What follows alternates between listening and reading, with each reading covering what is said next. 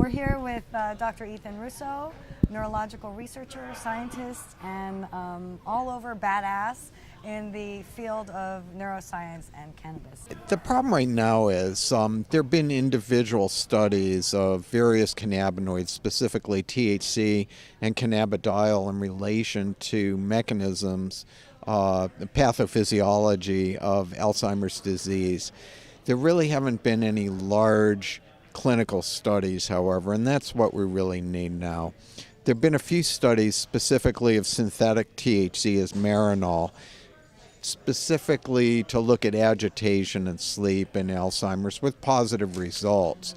But as most people know, THC alone is a very poorly tolerated drug, whereas cannabis that contains other components, particularly cannabidiol and a good terpenoid content, is going to be much better tolerated and potentially really contribute much more usefully to the benefits of cannabis in this patient group.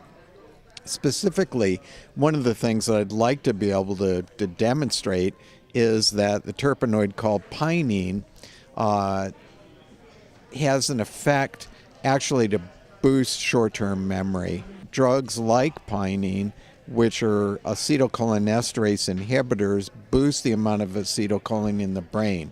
That's the memory molecule. And so this, in conjunction with the other benefits of THC and other cannabis components, really presents a sort of multifocal approach to treating Alzheimer's.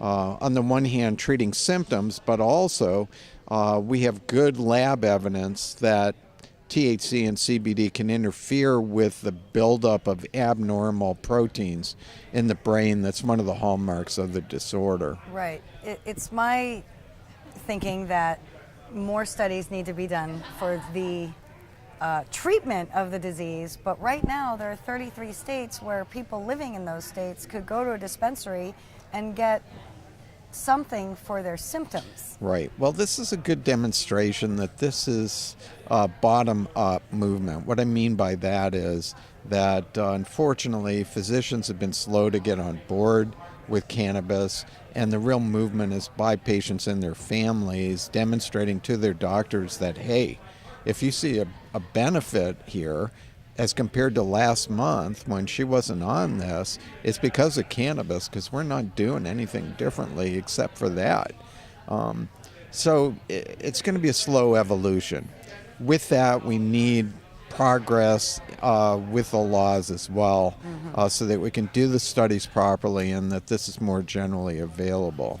What do you think about hemp in the Farm Bill passing? Do you think that's going to help? Well, it may, but in this instance, we need some THC in the materials. That's what really treats the agitation and helps with sleep. Yes. It is the combination of THC, CBD, and other components that presents the best promise for really making a meaningful difference in treating Alzheimer's disease clinically.